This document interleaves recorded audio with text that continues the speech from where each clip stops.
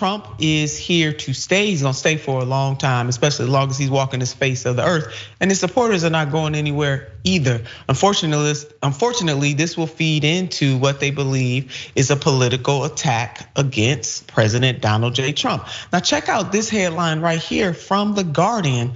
12 million, that's 12 million Americans believe violence is justified to restore Trump to power.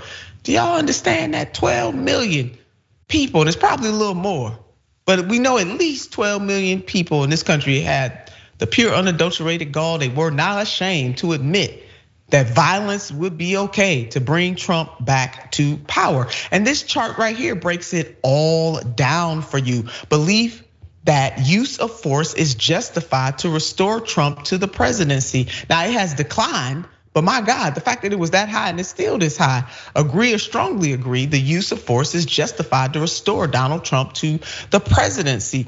At one point, and that is June of 2021, it was at 9.1%. It held steady. Now it has declined over the year or so, almost 2 years now. And we got April, 4.4% or 12 million people. So it is important that you understand quite clearly who and what we are dealing with when it comes to Donald J. Trump. And the decline from June 21 doesn't make it any less dangerous for his supporters to be riled up. We know that Donald Trump is a match.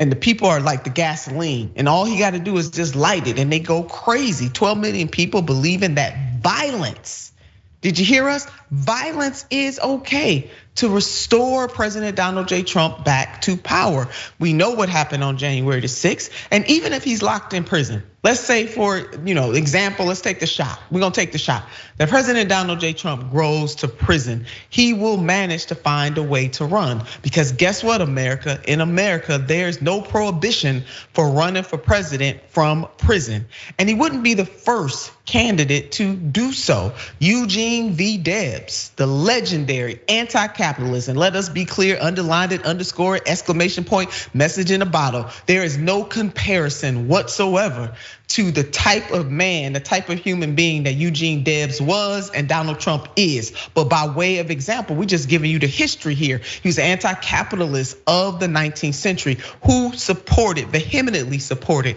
workers' rights. He ran for president from prison in 1921.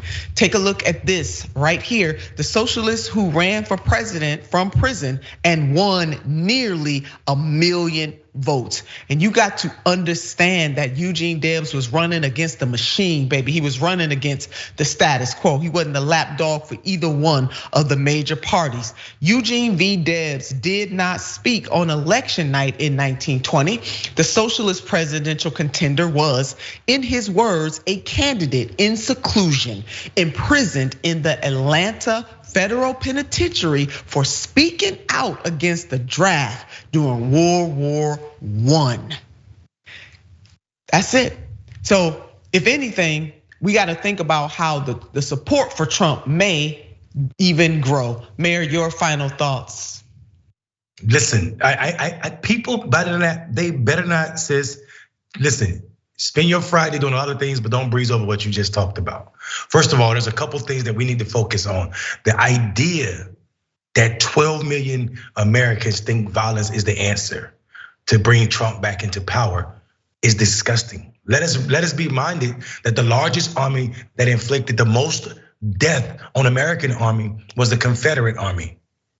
That was only, at their largest, the Confederate Army was only 1 million people, a little over 1 million. That means 12 times the size of Americans right now feel like that Donald Trump should be in power, and they're willing to enact violence against that.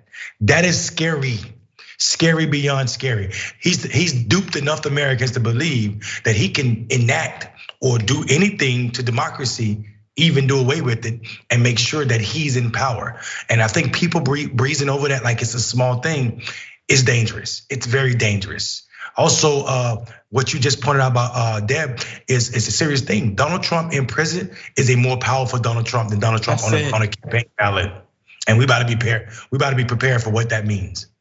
We surely do, Mayor. He would. They're making not dying, but martyr-like conditions for President Trump. So we shall see. We can't sleep on this, and we have to be absolutely ready. And as the mayor and I clear out this segment, it just made me think of a couple of quotes from the great Eugene Debs. Again, let me repeat this, not comparing Donald J. Trump to Eugene Debs at all, just certainly the example that one can run for prison. Donald J. Trump will never be a Eugene Debs.